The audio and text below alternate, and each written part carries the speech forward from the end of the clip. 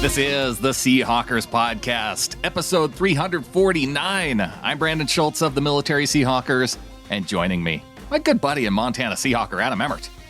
Yeah, man, good to talk to you after a win, even though we got to experience yet another round of the Seahawks being totally schizophrenic. And this time we got a little bit of depression to start, and then the flip switched, and then they ended up in a manic episode for about 2 quarters. And then they just kind of gave up on everything for like the last 10 minutes of the game, just in order to bleed the clock out. I was excited for the win.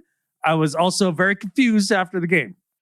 I don't quite know how to feel about everything, and I suppose that's why we do this show, so we can talk through these things. But yeah, the way this started, I was not impressed. Now, the Seahawks, they get the 28-21 win. They do it over the 49ers. Both teams are now 2-2. But if you want to say that the 49ers are in the cellar of the division, then you're correct, because we have the tiebreaker now. And that feels good. Feels real good. 49ers are in last place in the NFC West today.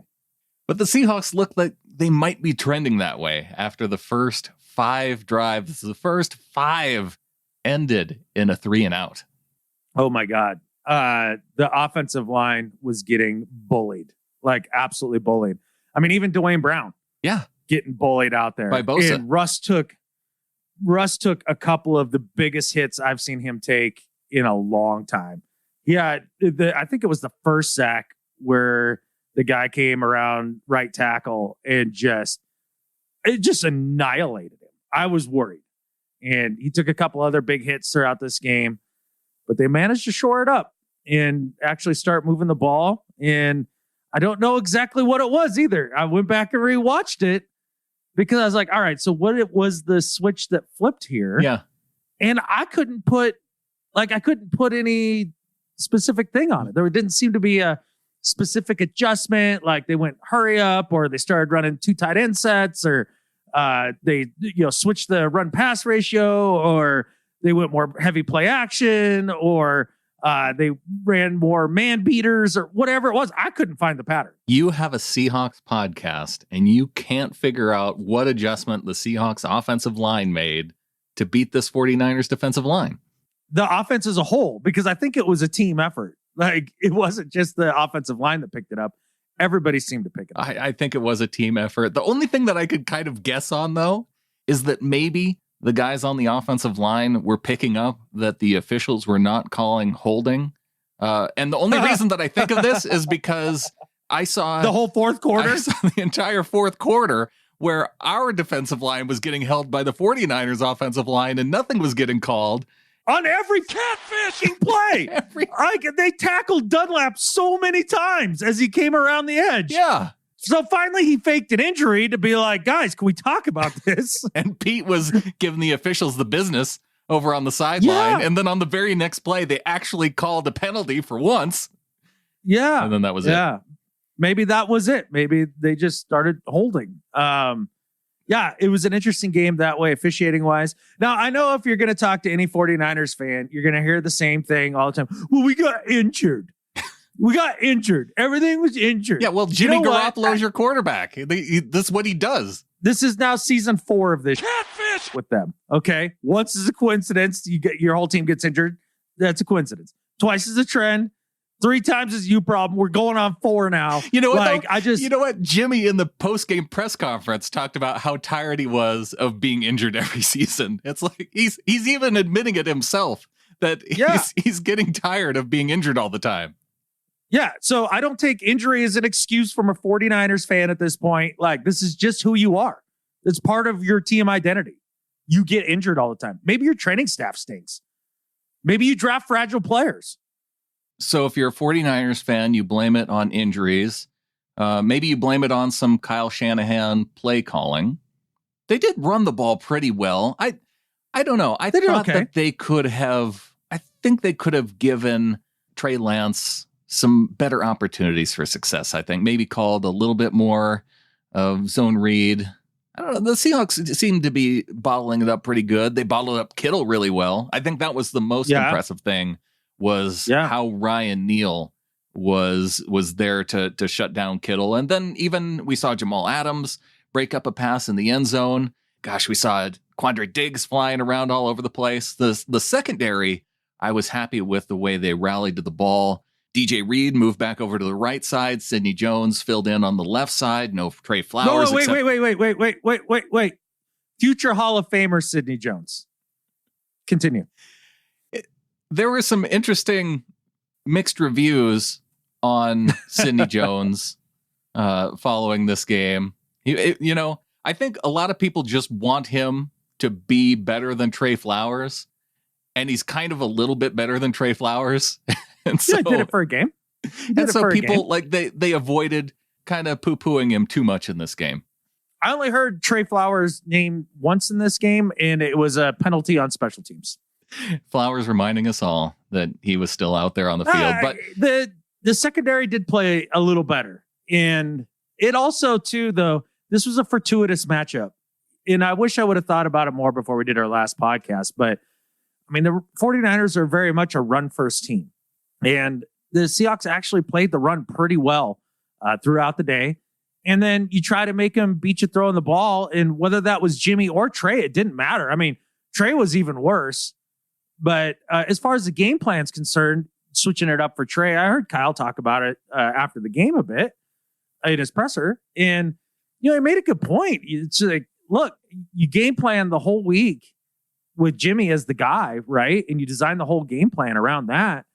And then you go to halftime and you've got 20 minutes. By the time the guys get in there and you're doing all of the, taping and all that crap. And what time do you have for adjustments? You can't come up with an entire new game plan around Trey Lance at that point. They that's not what they had planned. Well, and it sounded like at halftime that it wasn't even toward the tail end of halftime before they knew that Jimmy wasn't going to be able to go in the second half. So that 20 minutes turned into less than 5 minutes. Right. So that would be a difficult spot to be in. But then again, you put your eggs in the Jimmy G basket. So that's what you get. And when you do, and so that's why in terms of adjustments, I would say, well, that you have Jimmy G as your quarterback. You should have that plan for what happens when, not what happens if. Sure. And I think a lot of it has to do with just how raw Trey Lance is. I mean, how much can you actually have as a game plan in reserve for Trey Lance if really all he's capable of at this point is running a half dozen plays? And really making sure that he can hit that guy who is wide open on a missed assignment by Sidney Jones for a 70-yard plus touchdown. And he damn near underthrew it. He almost missed him. Now, with that said, okay, so that's kind of the Sidney Jones experience this game, right? I mean, some good, some bad. And obviously that's the big bugaboo it was a switch release that I remember Peyton Manning getting us on when they played us in Seattle and they scored a touchdown. I think they sent it to overtime at that point. And it's something that this defense has struggled with at times. There are rules for that. And asked about those rules, Sidney Jones was very diplomatic in his answer. And instead of throwing Jamal under the bus, he kind of took the heat, but not really. But from the analysts that I've heard talk about the play since, most of the time, the rules of the defense would dictate that Adams takes the guy on the switch. Oh, really? But we don't know the rules of this defense either. So... Well, we don't know the rules, but everything that I heard from Pete from his initial post-game press conference and then his press conference on 710 Monday morning, it led me to believe that it was Sidney Jones' fault. Now, really?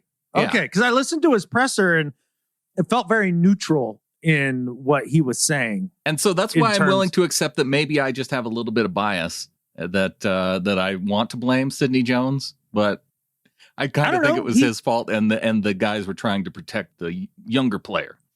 For a first game out there, I'm fine with it. It was a decent performance. DJ Reed seemed to do a lot better back over on the right side for whatever reason. Yeah, more physical more even. How would being on the right side make you more physical?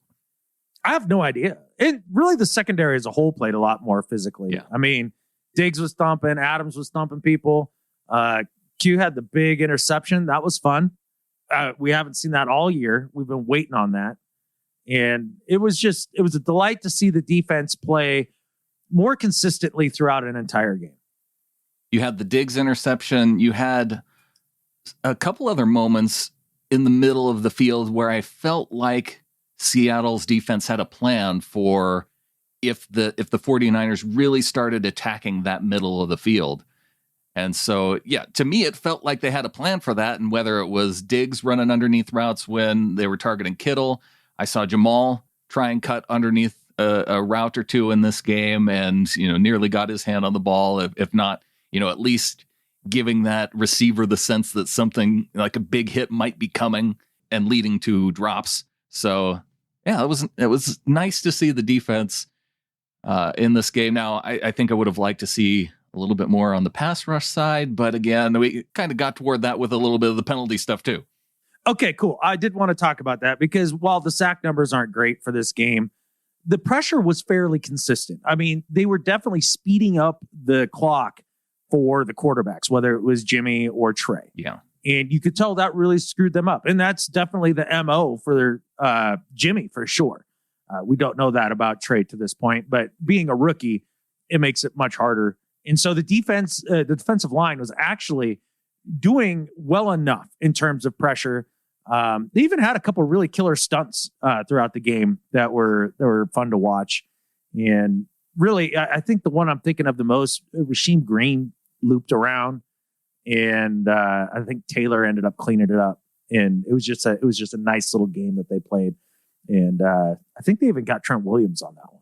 They even had a couple of moments where they diagnosed the screen quickly. I know right toward the end of the second half, Poona Ford, he was right there and he could see it coming. He stopped his pursuit of Garoppolo and just stuck to, I think it was Sermon, and all Jimmy could do was just throw it at Poona's feet. And all Sermon could do was throw a little hissy fit right after. That was enjoyable.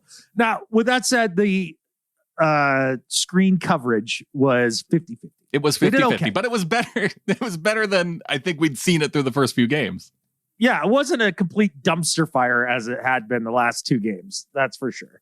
But you got to give the defense credit. They really did step up. Although I do think it was a more advantageous matchup for them, being that the Niners, what they're about. They're about running to the edges, and then their receivers aren't legit receivers, and so it's going to be a lot easier to cover those guys.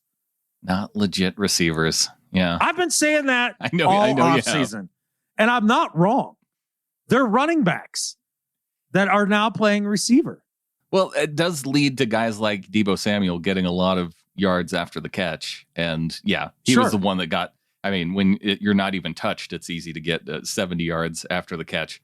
But I thought that he did pretty well. No, he's shifty with the ball. His running back skills are really good. While we're talking about running back skills, can we flip over to the Seahawks side and talk a little DJ Dallas on special teams?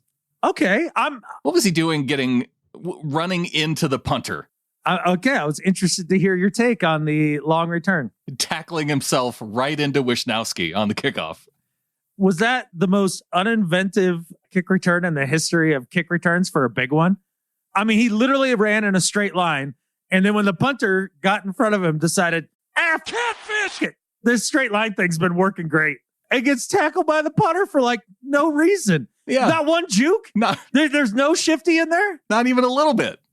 One way DJ. Man, he had such a wide hole to run up through. I thought for sure that he was going to take it to the house. And all he had to do was try and put a little bit of a move on the punter. Yeah. Who was doing the kickoffs because and this is another thing I suppose 49ers fans are going to point to in terms of injuries was the fact that their kicker was injured. He's also 97 years old. What are you doing? Robbie Gould. He doesn't know how to spell the word gold. Yeah. Sounds like another John Lynch problem. Yeah, absolutely. And if you're, in the 49ers front office, a 49er literally searched for gold. You'd expect to have players that can spell the word. You would think so. Especially when they put it on the back of their jersey. You would think so. Yeah. But again, another Niners excuse. Oh, well, the kicker got hurt. They were still down 2 scores late and they were screwed. They got beat. They got legit beat. They got beat in all phases. In terms of special teams, I thought one of the biggest moments for the Seahawks was the best moment. The best moment? This was the best moment of the game for me. When Bellore absolutely decleated the return man. Was it Ayuk? I don't remember who it was, but if it was a punt return, then it was probably Ayuk. It was both helmets pop off.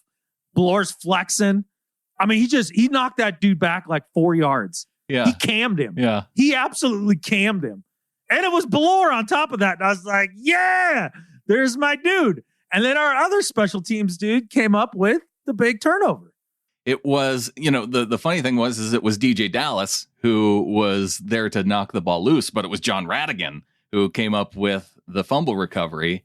And I think that was the point where it really turned, because it was coming off of a touchdown and then it led to another score. And really, probably one of the vintage Russell Wilson plays that you'll ever see. In motion is Swain from left to right. Play fake, look out. Russ tries to spin out of trouble. He does. Looks, he throws it near side. Reaching back, making a catch. Swain, touchdown, Seahawks. I don't believe it. Russell Wilson, how did you do that? In huge trouble, spins away from the defender and throws a strike to Freddie Swain in the front corner of the end zone. Russell was dead to rights, and yet he fires a shot, and the Seahawks go on top, a 13-yard touchdown laser to Swain. This is why 49ers fans hate, and I mean legitimately hate, Russell Wilson, because he does stuff like this to the 49ers all the time.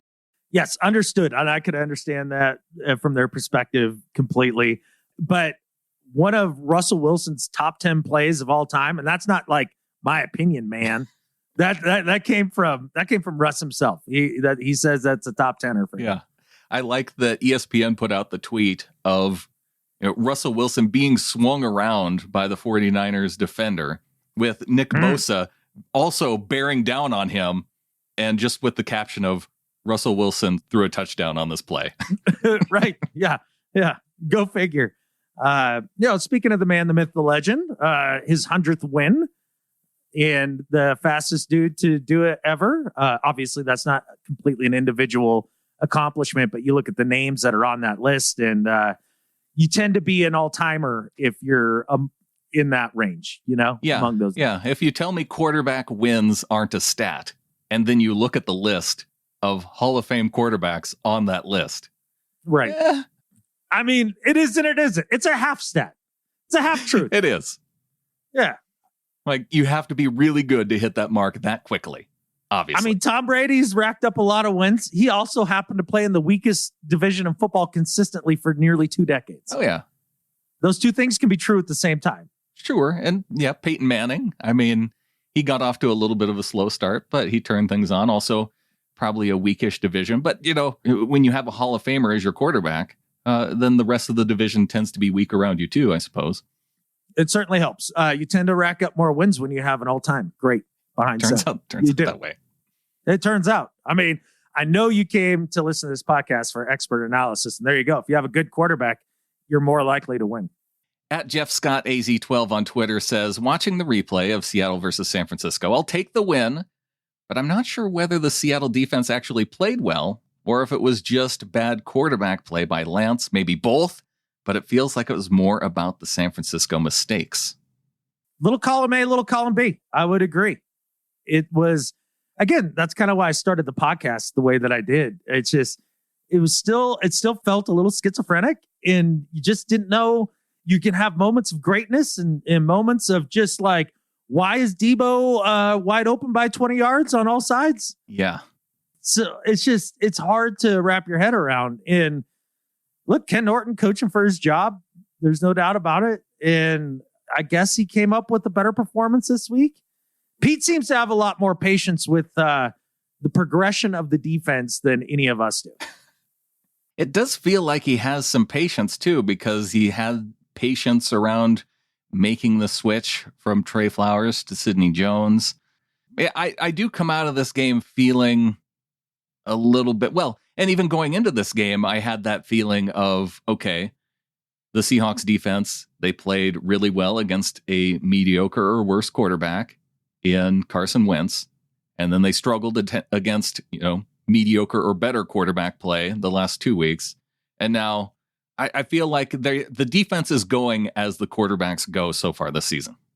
A little bit. And I've got a lot to say about that when we talk about the Rams coming up here on Thursday.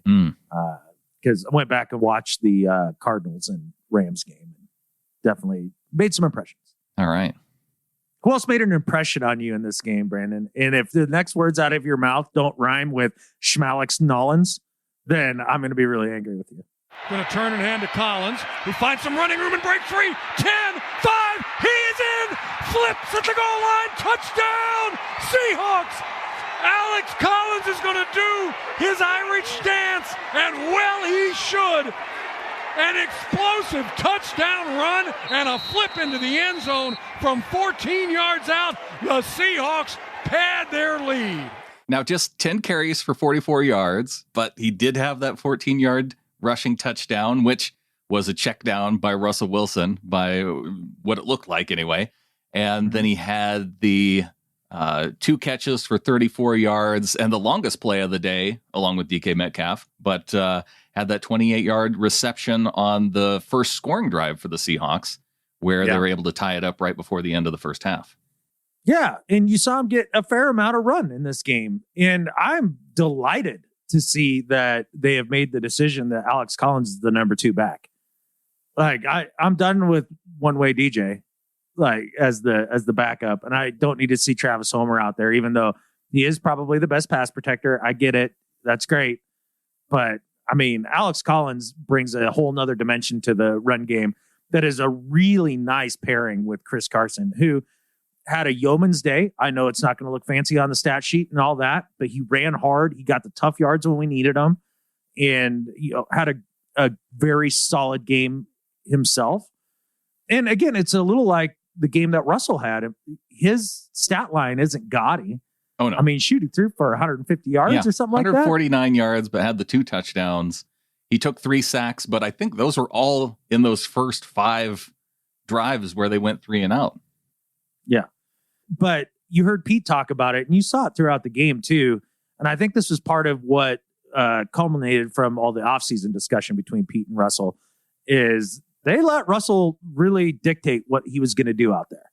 And you heard Pete like begrudgingly kind of give him the respect. I mean, he was glowing about it while he was on stage. It's like, Russ had a magnificent game. He did all this, and like he was able to get us in the right situations and right?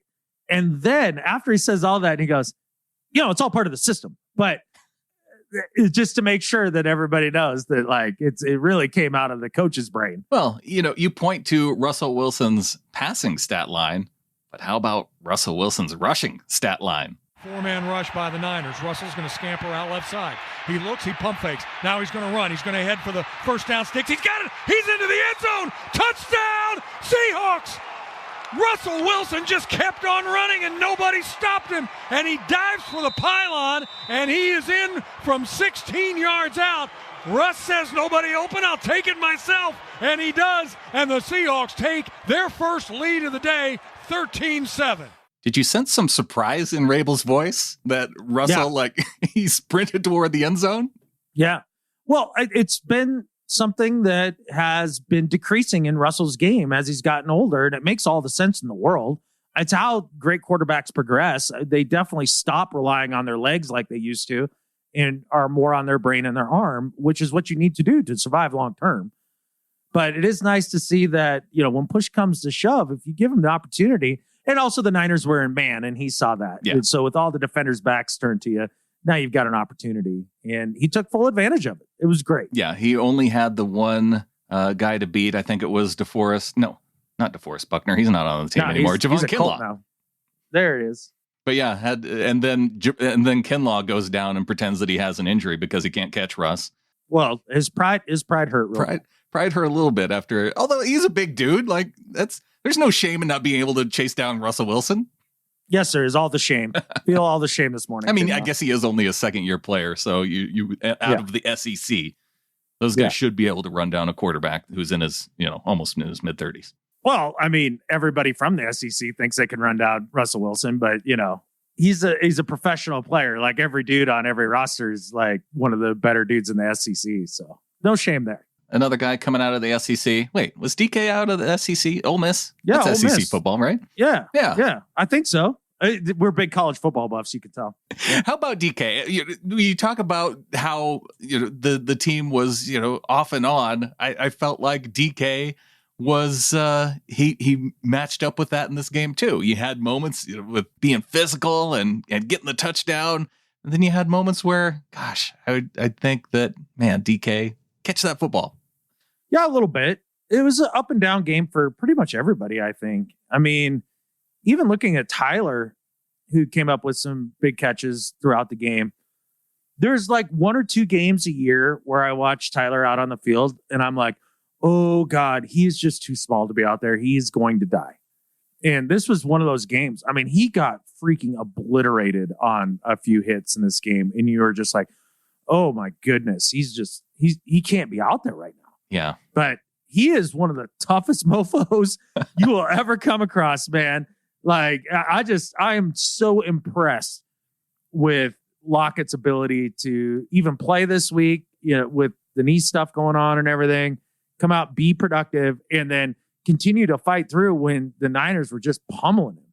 Yeah, well, that's why Tyler is one of my favorite players. You see that from him week after week, and you think that he's going to sustain an injury that's going to keep him out or slow him down, and he just comes back and keeps hammering away. And, not just the catches in this game, but the one penalty where, gosh, he beats his guy, and if Johnson doesn't get his hand on Tyler Lockett's shoulder pad to turn him just enough, Lockett's taking that in for a touchdown. For sure. And that was funny too, because the Niners threw a fit over that. Oh, that's not PI, whatever. It's like, dude, that's exactly what PI is. Like, that's, well, I think they're grabbed him before he got there. Oh yeah. I think 49ers fans complain because sometimes that goes uncalled. Because they're 49ers fans? Well, there's that. But okay. Sometimes those types of penalties go uncalled because they're just, if veteran defenders do it well enough, sometimes officials will miss it. I felt like that was one of those times where it just was too blatant that they couldn't pass up calling it. Yeah, he would have had to have gotten his head around to get that call, for sure. And he didn't. And if he didn't have his full arm extended onto his shoulder pad. There's that too, for sure. But they had their opportunities. Seattle had their opportunities to put this game away even sooner.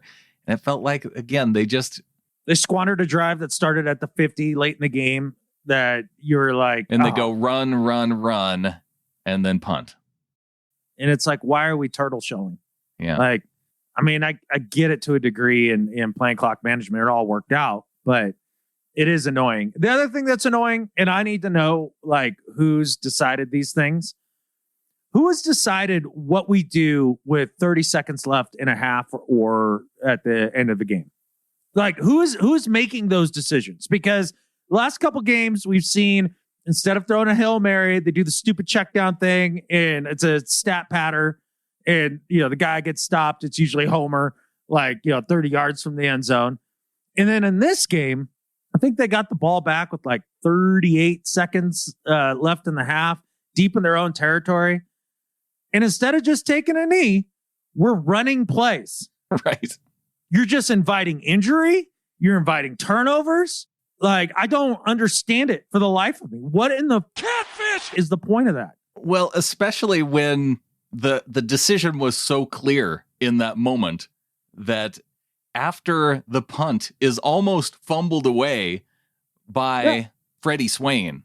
That was nearly, just a devastating fumble. Like, he loses track of it. He ends up going over his shoulder. And so the clear play there is to come in, kneel down the football, and go into halftime tied 7-7 and being happy about it because it went, the previous drives were so disastrous that, yes, after the touchdown by DK Metcalf to put you up 7-7, you're very happy going into halftime tied.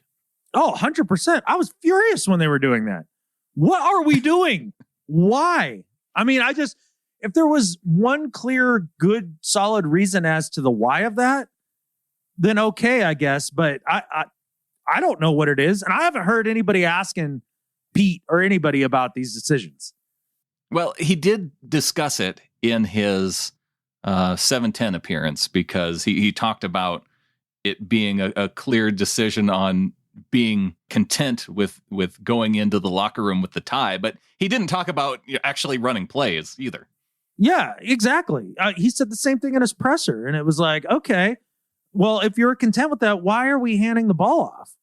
Yeah, I don't know, unless there's some kind of reason as if, you're setting it up to, because you did see some physical moments with Alex Collins, with Chris Carson, to where it set up plays like that 3rd and 1 pass down the left sideline to DK Metcalf that helped set up another touchdown in that game.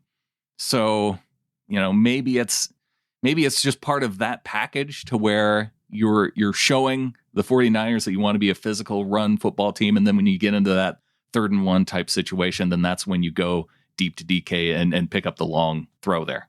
Wow, that was some very tortured logic to get there. I'm trying. I'm trying to figure out why they would do it. And that's the only thing I could come up with in this moment. So don't give me a hard time about it. I don't even know why you try. Like, because you sounded genuinely curious, and I that was the only thing that came to my mind. Because it makes no damn sense. It makes no sense. Why are we doing this? Why can't we throw a Hail Mary? And why are we running plays right there? Why does this team do anything? I don't have a good grasp. It's a great question.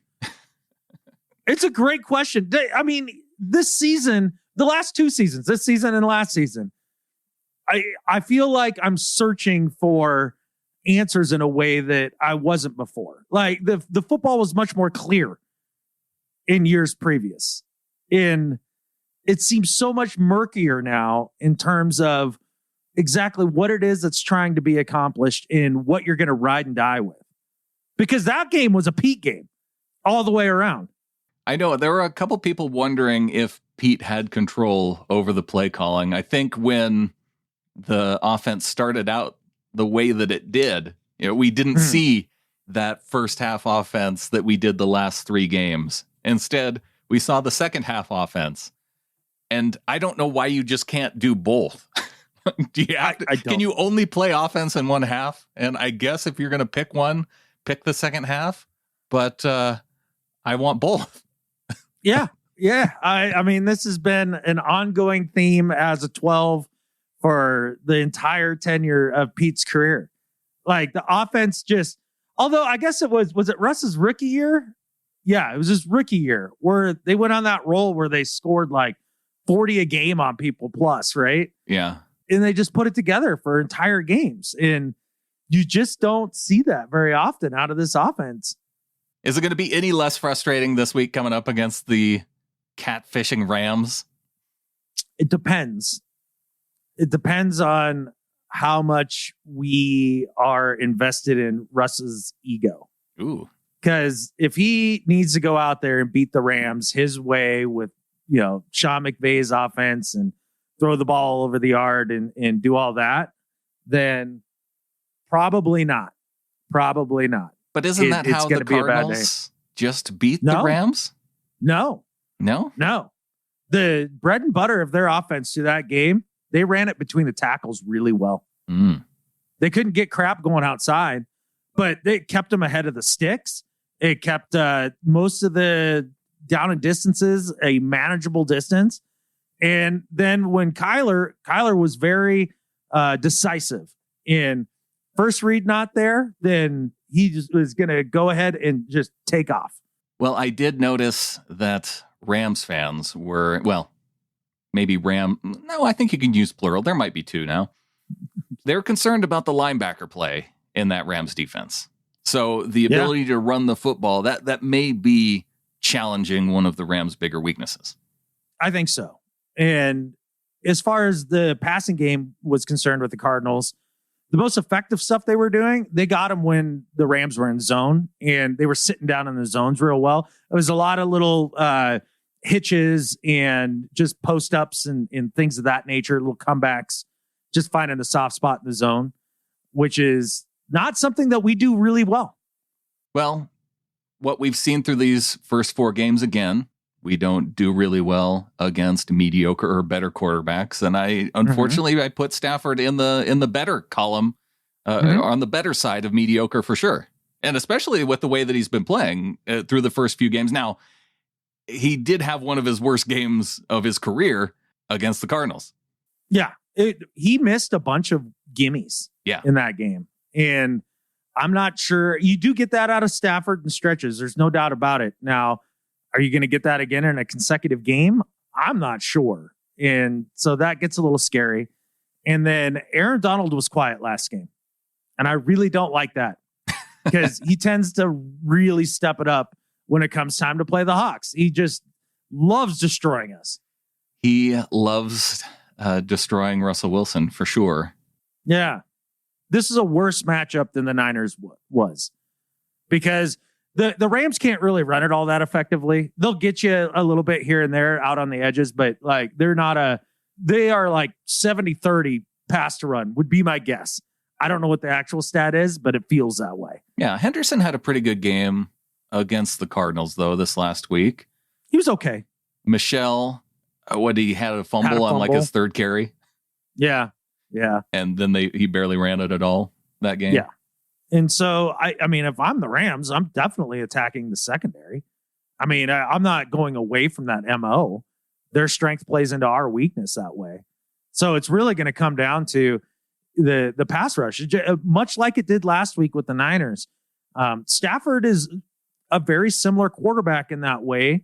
He's better than Jimmy G in terms of decision making. But if you do get him off his spot and you start pressuring him a little bit, that is when he gets mistake prone. He starts doing Wentz hero ball kind of stuff. And the other guy that really bugs me on that Rams offense is Kupp. And I feel like he is a combination of Deebo Samuel and George Kittle in the worst ways. Yeah, kind of. And that he's shifty and quick like Samuel, but he can also be physical like George Kittle. Yeah, the physicality out of Kupp's game is impressive. Poorly impressive. I'm not excited about it. I don't know how to put it. Dreadfully impressive. Yeah. And then Robert Woods is a totally underrated receiver. He's a fine receiver. It's going to be a big test to see how much this defense has actually improved and if they can parlay that into consecutive weeks, which is, I think, the biggest thing with this team right now. It's just about the consistency. The ability's there. The playmakers are there. The scheme can be there. Now you got to put it all together for a full 60 minutes. And that's not what we're seeing. And I don't know that that's going to be enough to keep up with the Rams. The other thing that helped the Cards is they did get up early and it put a lot of pressure on the Rams. And then at that point, they were just waiting on one mistake and they got it. And that was that. And this is going to be back on Thursday night. Now, historically, Seattle's had a pretty good record in primetime. Mm-hmm. Mm-hmm. I like that. That's absolutely true. Yeah, for sure. But I also feel like this team's been a better road team this year. Yeah. But we've just had one home game, so I don't know if you can draw anything from that. Yeah. I mean, primetime in the, I was going to say the Clank, but I guess Lumen Field. Lumen. Yeah. Can we go back? I really want to switch the name back. Can we just go to Seahawks Stadium, go all the way back? Or do you want to go back to Quest? No, because the Clank was better. No, the Clank. The Clank. What jerseys are we wearing? Going green. That's fantastic. They play well in those jerseys. Are they not undefeated in those jerseys? I think they're undefeated in those jerseys. It's super gross. Are they going green pants too? Oh, why wouldn't you? Why not go full? Because it's ugly. It's full. catfish-ing ugly. It's so bad. Go full highlighter and get the win. All right. Well, hey, if it does result in the win, then I will be extremely excited. Because the two bad losses, say like Titans and Vikings, right? Those are both bad losses, especially the Titans game. How bad does that Titans loss look now after what they did this past weekend? They've been up and down. But yes, they did lose to the Jets. I understand. Ugh. But those are both non-divisional losses, right? And you ended up getting this one against the Niners. If you could get this next one against the Rams early and pile up the divisional wins, like I have a lot more grace for those non-divisional games at that point. Oh, yeah. If you were to ask me if you'd rather take the losses in these, in the 2 weeks that they did, but it guarantees that you win against San Francisco and Rams, I'm taking divisional wins. But still, I can't help but think that those losses in, especially the game against the Titans, that's not going to come back to bite them at some point. You never know with any of that, but one way to take care of that is to go after the Rams this week. And we all know what McVay does. We all know what that defense is about. I mean, there's not a lot to preview. I mean, we know what's coming. Some Aaron Donald. Aaron Donald is coming. A lot of Aaron Donald and a little bit of Russ magic. So let's see. I think the offense is the one that is due to really explode. And it would be amazing for Waldy to stick it right in Sean McVay's face. That'd be a good time. Yeah, there could be a little bit there with that. You know what? I want to see DK at least win some matchups with Jalen Ramsey. That'd be cool. Hey, I don't really care that growth. If it keeps Tyler out there on 22, whoever 22 is for the Rams, he's a sieve. I'll take that all day. Whatever it takes. Maybe we're in for a big Tyler game. Well, no. I think if you're the Rams, you have to focus on DK. That's where they're going to put Ramsey, right? You would think. I mean, it's what they've done traditionally. I wouldn't see any reason for them to go away from that. That's even considering what Tyler's done through the first few weeks of the season. And especially with Tyler's health in question right now. Yeah, on the short week. Is this going to be a Gerald Everett revenge game? Well, he did have his first negative test on Monday. And so now we just have to wait for that second negative COVID test, and he's good to go for Thursday. Yeah. Gerald Everett, revenge game. Gerald Everett, revenge game. It's time. COVID free. Yeah. He fought off the vid. Now he's going to fight off the McVay. I think with that, let's get to the second half of the show. All right, Adam. Well, this is normally the spot where we have our discussion about the NFC West, but, we pretty much covered it in the first half. Yeah, it was a round robin this weekend, so we got to see them all in just 2 games. Should we talk Tom Brady and the Patriots, or should we be the only show that doesn't? That was a fun game. It was a fun. We can keep it. We can keep it super short if that makes you happier. No, I'm fine. I thought that if we passed on it, we would be the only podcast that does. Yeah, I don't know. I care to be that unique because I enjoyed it. I just wanted to say that I enjoyed the game and I found it really fun because I caught it later in the game. And I think it was the possession that Brady took the Bucs down to put them up for good and had 2 passing plays where he was just going through every progression. 1, 2, 3, 4, 5, looking for a 6. Oh my gosh, there's nobody there. And then making a run or doing whatever he did. Was that the one where he ran for like 6 yards for the first down? That was on a third. Okay. But then it came up to third down and he's looking over the defense. He audibles. The defense does something. He audibles again. The defense does something again. And he just turns around at the sideline, gives the angriest timeout I've seen Tom Brady ever give. It reminded me so much of that Manning Palomalu exchange where they just went back and forth. And you could see the Belichick Brady matchup in full form right there. I was dying laughing when he called timeout. That was so much fun because he was so pissed. There were moments where I thought Mac Jones might win that game for the Patriots. Well, it is clear now that flipping Cam for Mac has been really good for their deal. He played solid. He's brave in the pocket. I'll give him that. He went to the best situation possible for him. And really that game ended the best possible way, right? Tom gets his victory over the Patriots. It'll probably be the one and only time that he sees them until he retires. Belichick kept them in the game. They were big time underdogs and it was a low scoring affair and he almost Belichicked him. And then, Mac Jones, the young buck, got to come in there and lead him down the field at the end and put him in position to win the game. And then it ended on a great doink. I love the doinks. That's such a fitting sound of failure. Like every time you fail in life, somebody should just play a goalpost doink sound. Yeah, not the Price is Right fail horn. Not the ball hitting the goalpost. Bonk. Bonk. Yeah. They mic that up well. I don't know how they do it. They can't get the reporters when they ask their questions at a press conference, but they can time out when the ball hits the upright and get that every time. I think they must place a microphone somewhere inside to really get that resonant sound. I don't know. We need to talk to an audio expert from the NFL folks. That'd be interesting. It's got to be mic'd up somehow. Yeah, but that was a fun game. That's what the NFL's about. Like the storylines. Brittany got into it. Yeah. Because I kind of gave her the brief rundown of the history, and I don't know. I enjoyed it. What else around the league stuck out to you this last week? I thought one of the fun games was that Dallas-Carolina game. Carolina kind of hanging in there. Okay. Buffalo just stomping the Texans. Mm-hmm. The demise of the Chiefs, like maybe wildly over-exaggerated. A little premature, although Philly was hanging in there for a lot of that game. Sure. Yeah, a little bit disappointed that, Minnesota plays pretty well against us and then only puts up 7 against Cleveland, but they have a strong defense.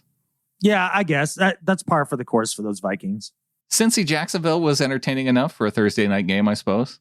Sure. Yeah, that was decent. It's enjoyable to watch the corpse of Ben Roethlisberger tromp around the field.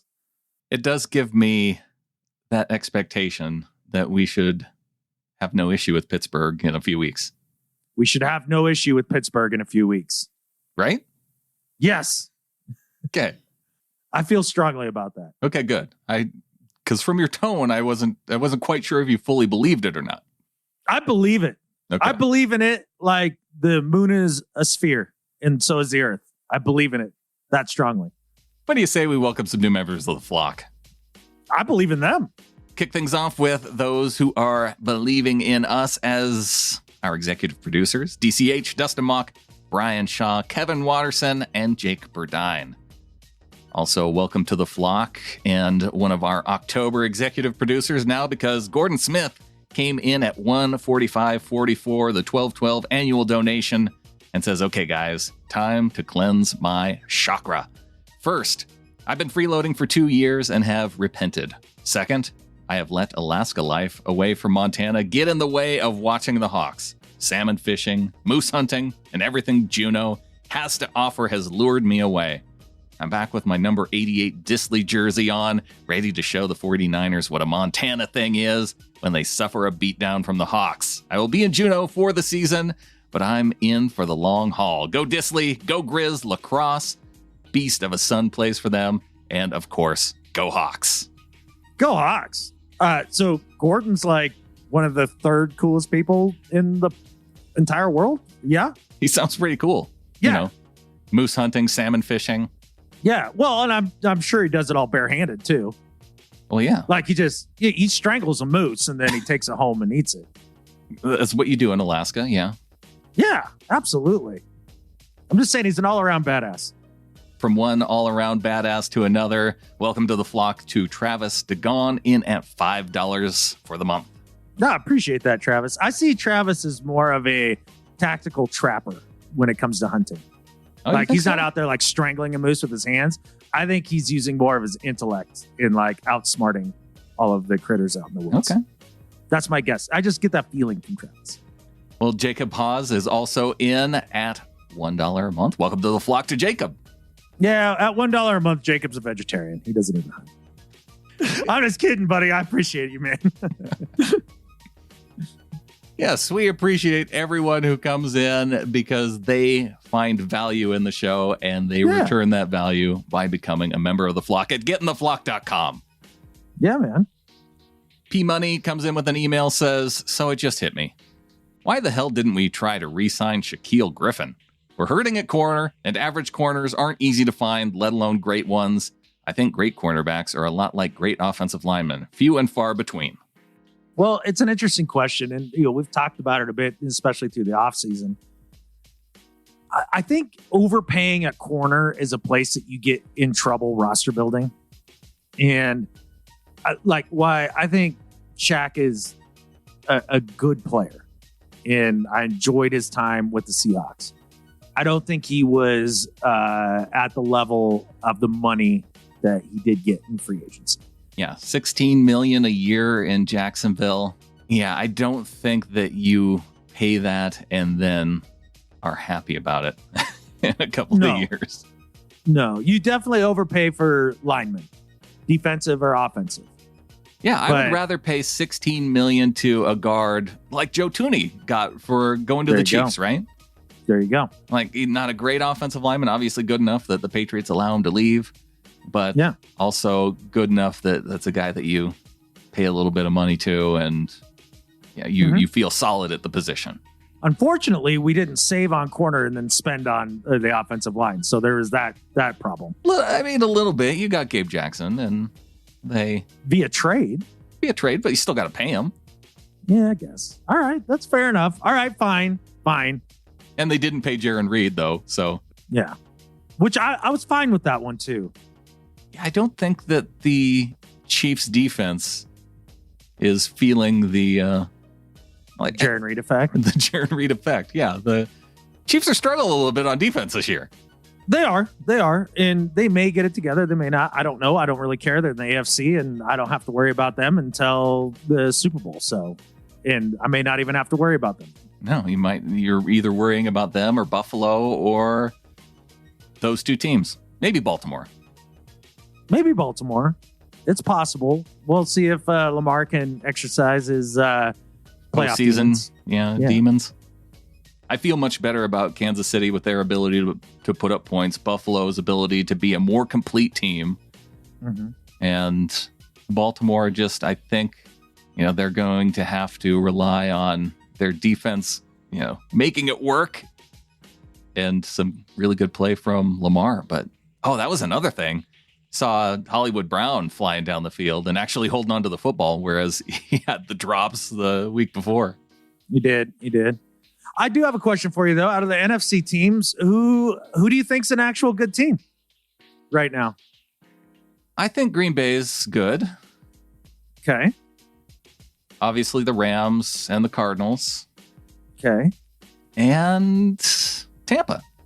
Now, are we sure about Tampa still? They lost 2 weeks ago and struggled against the Patriots. Yeah. Those are their last two showings. Offensively, they haven't looked good. They've been okay. Since Gronk got injured, it's been iffy for them. Okay, well, I'm going to need to see it for a few more weeks. And also, come playoff time, if they're in the playoffs and they'll make the playoffs, that's a team that you have to worry about. Wait, you mentioned this other team that was a good team. It started with like a C. I think it had to do with birds. What team? The Cardinals are the last undefeated team in the NFC. Oh, right. The Cardinals. Yeah. Those paper tigers. This is fun. I like it when the Cardinals get off to a hot start because they do this every now and then it just all implodes by the end of the year. I do get the sense that an implosion could be on the horizon, but I'm not going to bank on it. Bank on it? Bank on it means like you're kind of like hedging towards it. Like, I would just count on it completely as a fact of life and repetition of history that cannot be undone. Just like the sun rises, it also sets. That's exactly right. The tides that come and go. Nobody knows how. That's what Bill O'Reilly says. Nobody knows. Nobody knows. That's kind of the Cardinals. Like, how are they 4-0? I don't know, man. Somehow that happened. Kyler, the MVP candidate. Where do you think they take their first loss? When does Kyler take his first hit? They play the Niners next week. There it is. He could take some hits there. Ooh. Niners and then at Cleveland. Yeah. So this is great. I didn't realize that those were their next two games, but I feel even more prophetic than I did before. Yeah. Then they have Houston the week after that, then Green Bay and Niners again. And then the Panthers and then us. Oh, wow. So they're going to go 1-6 here? They might beat the Packers. No. They got the Packers at home. No. Okay. Nope. There's no way they beat the Packers. That'd be pretty wild if they go 1-6. I would I would put money on it, I think. Not 1-6. Why not? I don't know. They probably pick up a second win there. They probably split with the Niners. Split with the Niners? Maybe. Yeah. Yeah, I suppose if Jimmy G's out, and he will be, because they said he might play. Yeah, I know, but this is counting on him to be healthy 2 games in 5 weeks. And we all know that Jimmy doesn't function like Russell, like our backup being injured Russell Wilson, and he's still pretty good. Injured Jimmy is, that's blood in the water. Or maybe you roll with Trey and you game plan the whole. There's no way that Russell would ever sit out a half because of calf soreness. Nope. He wouldn't even mention it to the trainer. And Jimmy's like, I could feel it tightening up, and I just couldn't make it in the second half. Couldn't do it. He felt the onslaught of interceptions coming. Yeah. He knew it was just a matter of time before they just start pouring out of him. I felt like Trey was afraid that he might throw interceptions. And that's why I think Trey was afraid to throw it, period. I think so. So remember that 49ers fan that gave me a rash of catfish YouTube comments over the summer? You still remember that guy? About Trey Lance's accuracy and how I was overblowing it and that, I didn't know what I was talking about. You don't know that he wasn't throwing like straight at George Kittle's feet on those throws. It could have been a very accurate throw right at his feet. I'm going to go out on a limb and guess that his objective was not to throw it to Kittle's toenails. No. I'm just saying. I'm glad you feel good about random YouTube 49ers commenter 3-4 months later. Yeah, it did. Because, that's one of those things. Like, I spent time on that. You know what I mean? Like, half the catfish that I say on this show, I don't spend time on, right? Like, it's like just what I think, and that's fine. Uh-huh. But when it came to the rookie quarterbacks coming out each year, I spend time on that. And I have a pretty good track record. You do. It's pretty good. Yeah. You've also got a good track record of telling people to do better. I do. I really do. And I don't feel like we should continue with that. Yeah, I'm not breaking stride today. That's for sure. Brandon, might do better this week as far as squirrel. And this poor squirrel, like, he had the right idea in terms of what it's going to take to get him through winter. His execution and choices, maybe we could call into question. The headline: Squirrel hid 175 pounds of nuts in Chevy Avalanche pickup while owner was away. Wasn't it like 7 5-gallon buckets? Yeah, it was 7 5-gallon buckets of this dude in Fargo, North Dakota in his truck. Yeah, well, I'm not going to call it a truck because it's a Chevy Avalanche, which was a bastard child of a vehicle that I've never understood to begin with. But anyways, I guess maybe he got what he deserved. But the squirrel decided that he was going to put his stores up for winter, and he decided to pack it into a mobile vehicle that's not going to be there all winter. The squirrel clearly doesn't know how the hell to survive. He's going to freeze to death in the North Dakota plains. Squirrel, do better. The thing is, too, if the squirrel just puts them in the bed of the truck rather than in the engine compartment, then the guy probably just is cool with the squirrel, like filling up his winter storage in the bed, but he did it in the engine. So they had to take apart the entire engine to try and get all the nuts out. Yeah, exactly. Like the squirrel screwing up everybody's day. Not cool, squirrel. No, maybe he recognized that truck shouldn't be driven, and he thought maybe if he put a bunch of nuts in there, then they would just leave it in the. It's not even a truck. I don't know why I keep calling it a truck. Yeah, it's truck-ish. It's a monstrosity. It's a truck in the same way that an El Camino is a truck. Yes, exactly. My goodness. Now, this is a sidebar. Another quick little do better for everybody who calls an SUV a truck. It's not a truck. It doesn't have a bed, and it doesn't have a tailgate that flips down. Okay? If it doesn't have that, not a truck. If I put a trailer behind my SUV, then do I have a truck? No. You're just towing a trailer now. Because that's what I did this weekend. Yeah, you popped your trailer towing cherry. If that's what you want to call it. That's what I wanted to call it. Because I've never backed up a trailer before. Oh, dude, how'd you do? Because I'm not going to lie, out of all the man skills in the world, like backing up a trailer is easily my worst. Like, it's an embarrassment. I'm terrible at it. I've gotten a little better over the course of the last couple of years, but I'm terrible. I can weld you something. I can build a room with, 2x4, whatever it is that you want. I can plumb something. I can do all that, but I can't back up a trailer with a crap. I think I got it in about 10 tries. And okay. Yeah. And I did for get your first time. That's not bad. I got some praise from the guy at the loading dock, although I could sense the frustration as I struggled with it initially. But I told him, I got out of the car. I said, I'm a rookie at this. This is going to take me some time, so don't get too frustrated with me.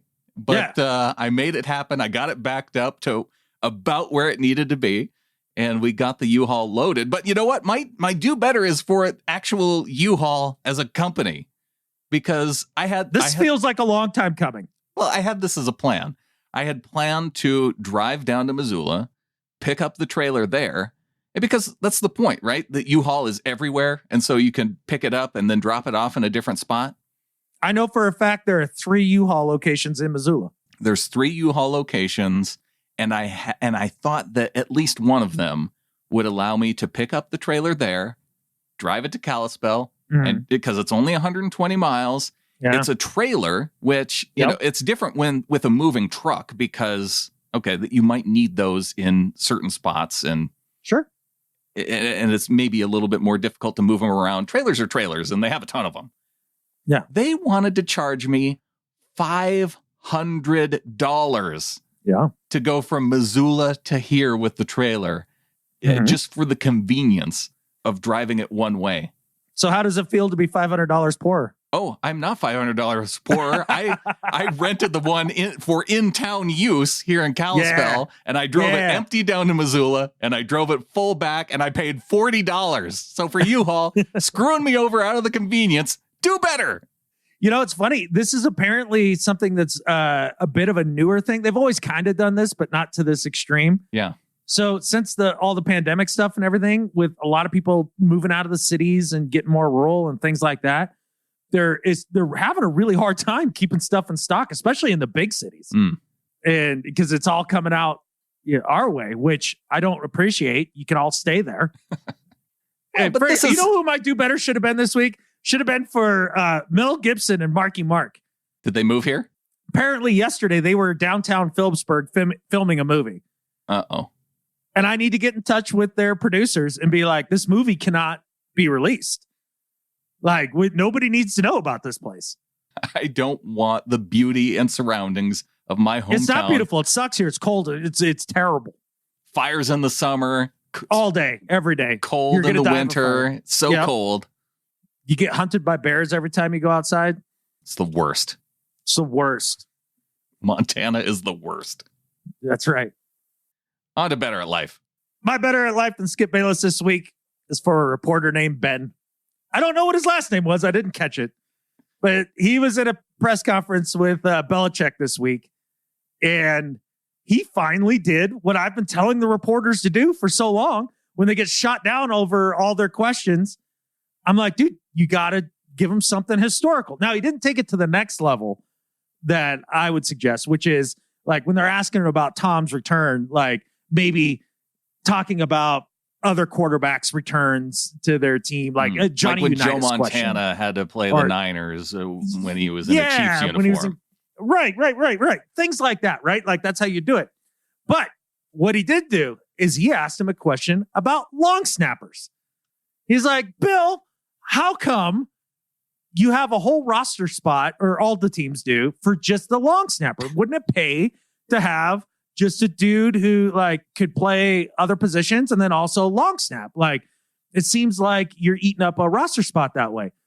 Bill then went on a 10-minute explanation as to the importance of the long snapper, where it originated, why it originated, and how teams as a whole and the kicker group and the long snapper all came to be, and why it is that they just tie up roster spots for just specialists like that. Yeah. 10 minutes. He rewarded the man for asking him a legit football question around freaking long snappers. It made my day in every way, shape, or form. I loved it. So to Ben, the pool reporter in New England, better at life than Skip Bayless. That's awesome. Yeah. And I felt vindicated. It worked. My technique worked. And it's something you wanted to know about. It's a topic that you enjoy. Yes, I love long snapper stuff. Now, if we could only get Ben to ask Bill Belichick about the origination of the term gunner on special teams. He even brought up gunners, and that would have been a great follow-up question. Yeah. But it was just great because we all know it. The only time Bill will bust out of his shell is when you get him talking about football of the past, right? Because now he's not giving away anything, but he loves ball. Part of me actually has a little bit of a soft spot for Belichick in that regard. Like, he's so competitive that he could be the biggest jerk at a press conference. I love it. I love the way that he I don't know if I love it because it's like watching Popovich, dude. Like, they're the same guy. It's so great. When they ask him, like, so you got gouged by the run in the first half. What are you going to do to shore that up in the second half, Bill? Those questions aren't that bad. It's can you talk about this? It's those types of questions that I think that Belichick dislikes the most, or if they really try and pin him down on a strategic point that they know, that they should know his better feelings to get into. So how does it feel to have Tom come back and play you here? We've already addressed that. And so Tom's a great quarterback. Yeah. He did not like this question. Is it any different facing Tom now in a game since you've never faced him? Well, we faced him in practice, every practice.